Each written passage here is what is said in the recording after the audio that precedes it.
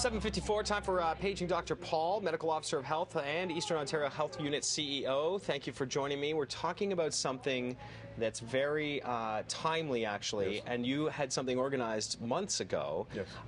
all set for the 29th of October. That's right. I'm involved. I'll be speaking at the upcoming Kaleidoscope of Hope Gala, which really was to raise awareness of teen mental health, suicide prevention, and support of the Youth Services Bureau of Ottawa.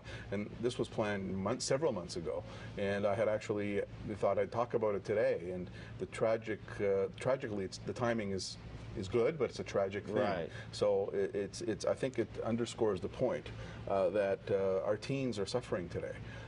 Probably more so than they did 20, 30 years ago. I'm a pediatrician, and I actually trained in pediatric psychiatry, and I've been sort of seeing the trends that are increasing, that are really increasing. And we've seen the numbers. 1 out of 5 kids has a mental health issue.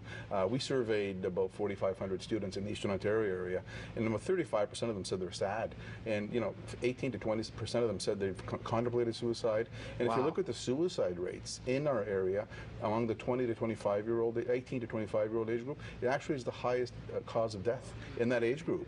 So we're seeing, and I can give you all kinds of numbers, but it doesn't matter. One is too much. Right, of course. And it's disturbing, and I think it's obviously as a parent and parents are thinking about it. I think the thing that we're all struggling with is why. Yeah. The why of it. Like, what is going on? Well, we talk about what's in the news today is bullying, bullying, sort of homophobia, those type of things. But I think that's one of the factors. But there's a lot of other factors I think that play a role.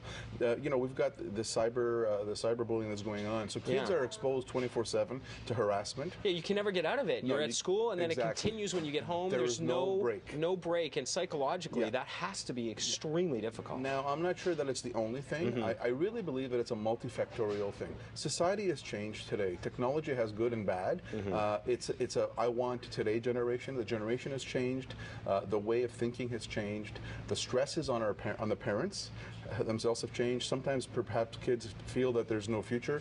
They're listening to all the recessions and people going to school not getting. It's a tough time, and that's underscored because we see higher rates of suicide and teen mental health in areas that are economically depressed. So it's funny because I think a lot of parents think to themselves, that all of those stresses are on the workforce, but in fact, there is a spillover effect into those kids who are looking at their future, are looking at right now, and feeling those stresses as well. Exactly, and then they play on each other with the hormonal changes that occur. And sort of the norm. Everybody says, well, I was bullied when I was in high school. Everybody would say that. My peers would say that. But it's to an other level right now because it's on the background of a society that's more stressed, I believe. Yeah. Really quickly, I know we're right out of time here, but a quick, maybe something that people can do. Well, the first thing they can do is get to know their kids and try to recognize the signs. Okay. Sometimes they're not there, but sometimes they might be there. So think about any change in behavior of your child. Is your child changing sleeping habits, eating habits, sleeping habits, those type of things? If you see your child is helpless, is withdrawn, any sudden change in behavior should be an alarm. It's not necessarily a point that the child is going to commit suicide, but there may be a mental health issue that we're not picking up. With teenagers, changes in behavior happen every week. I guess the real thing here is talk.